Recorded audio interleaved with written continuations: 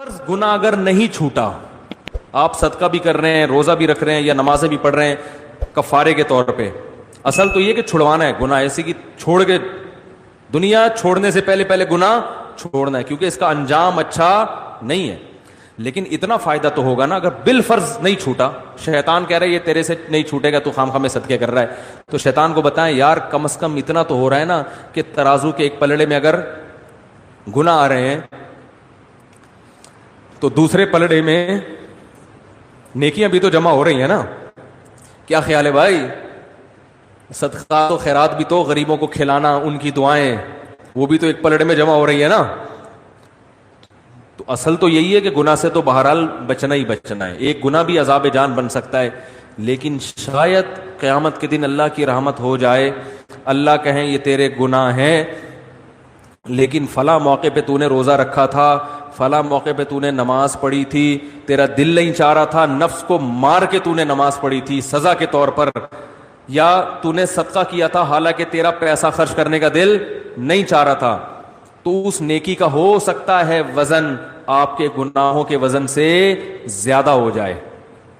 نہیں آ رہی بات؟ تو ادھر کچھ برے کام کر رہے ہو تو کچھ اچھے بھی تو لگا لو نا، تو چلو ادھر گناہ بڑھ رہے ہیں، ادھر نیکیوں کا گراف بھی تو اوپر جائے گا، تو کچھ تو سزا ملے گی، تو اس میں کچھ تو کمی ہو جائے گی نا آخرت میں، اور یہ بھی ہو سکتا ہے کہ فل معافی ہو جائے۔ تو اصل تو ہدف یہی ہے کہ چھوڑنا ہی ہے بہرحال، لیکن ساتھ ساتھ پینلٹی بھی لگانی ہے۔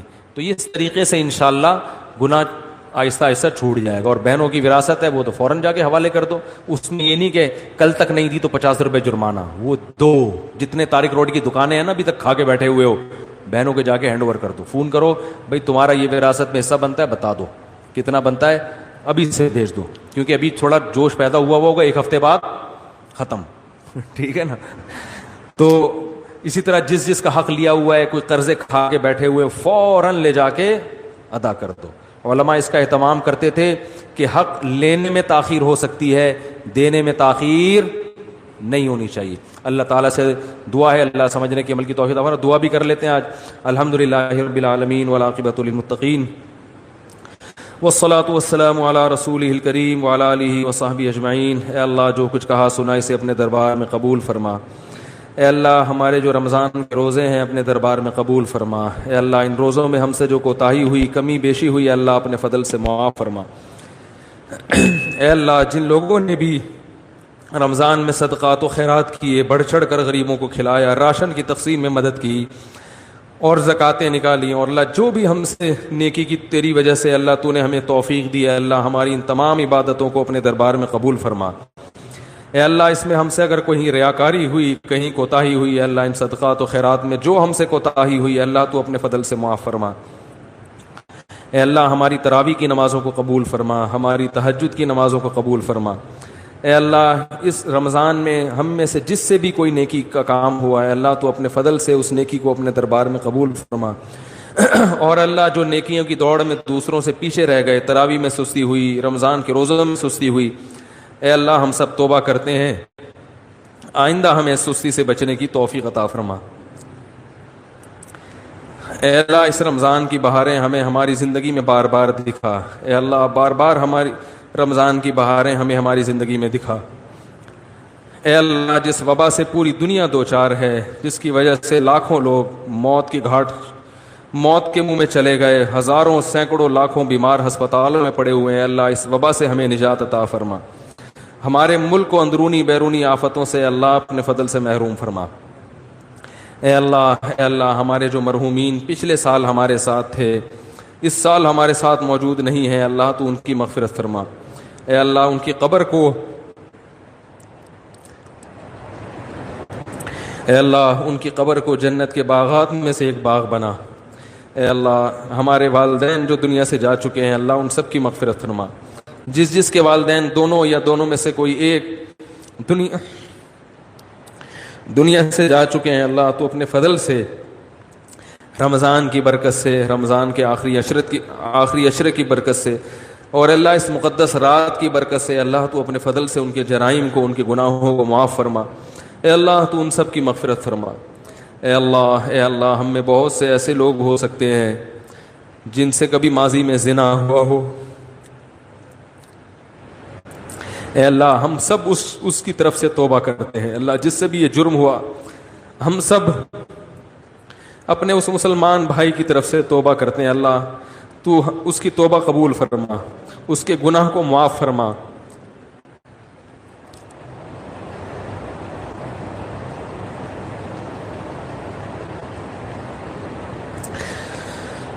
اے اللہ آئندہ زندگی عفت اور پاک دامنی کے مطابق گزارنے کی توفیق عطا فرما.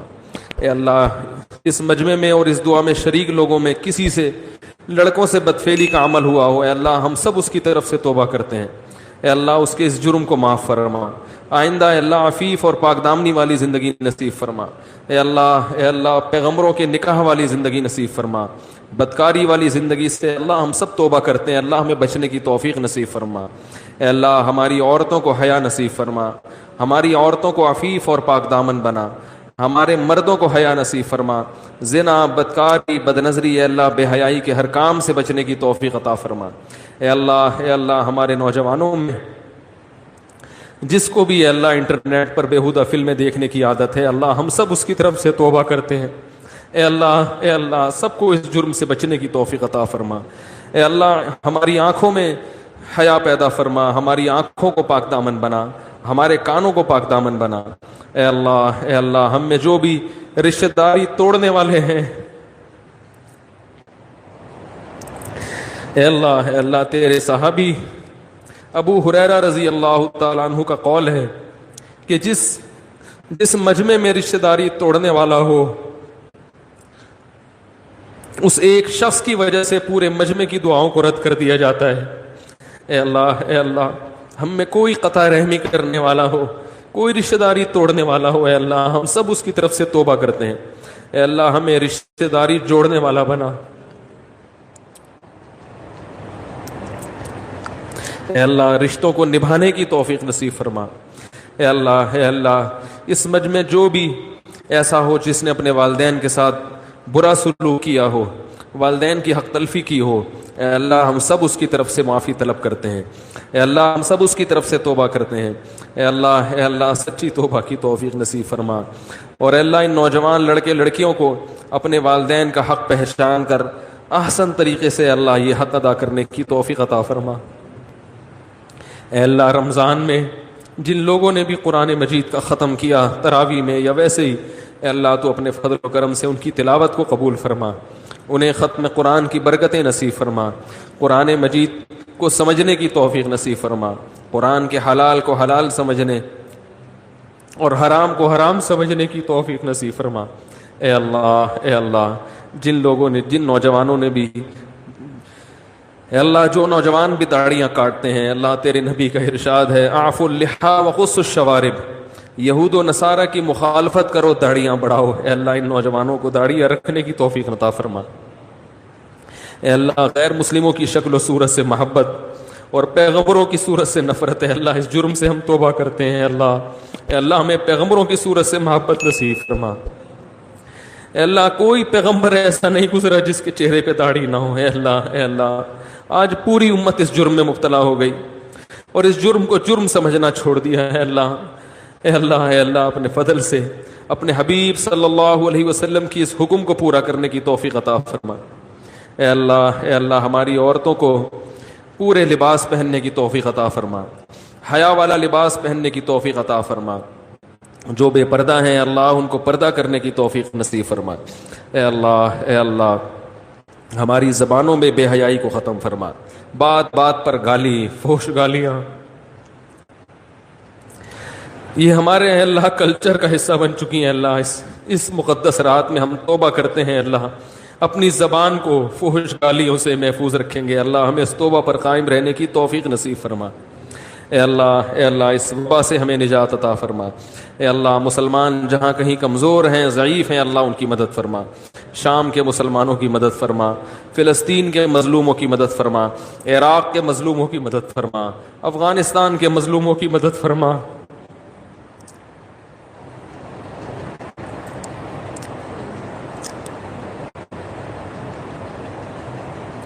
اے اللہ برما کے مظلوموں کی مدد فرما، چین میں اگر ظلم ہو رہا ہے اللہ وہاں کے مسلمانوں کی مدد فرما۔ اے اللہ جہاں بھی مسلمان کمزور ہیں، ضعیف ہیں، اے اللہ تو اپنے فضل سے ان کی مدد فرما۔ اے اللہ ظالموں کو ظلم سے باز آنے کی توفیق عطا فرما۔ اے اللہ اگر ظالموں کی قسمت میں ہدایت نہیں ہے تو ان کو تباہ و برباد فرما۔ اے اللہ فرقہ واریت کی لعنت سے ہماری حفاظت فرما۔ اے اللہ مسلمانوں میں اتفاق اور اتحاد پیدا فرما۔ اے اللہ بزرگوں کا، علماء کا، صحابہ کا احترام نصیب فرما۔ اے اللہ زبانیں بے لگام ہو چکی ہیں، جو اٹھتا ہے کبھی جو بدبخت اٹھتا ہے اللہ صحابہ کو گالیاں دینا شروع کر دیتا۔ اے اللہ حضرت معاویہ رضی اللہ تعالیٰ عنہ کا احترام نصیب فرما، اہل بیت کا احترام نصیب فرما۔ اے اللہ ہر وہ شخصیت جس نے ایمان کے ساتھ تیرے حبیب صلی اللہ علیہ وسلم کی زیارت کی ہے اللہ وہ ہمارے لیے قابل احترام ہے۔ اے اللہ انٹرنیٹ پر آج صحابہ کی عزتوں کو اچھالا جا رہا ہے، اللہ ان لوگوں کو ہدایت نصیب فرما۔ جو ہدایت کے قابل نہیں ہے اللہ تو ان کو دنیا میں رسوا اور ذلیل فرما۔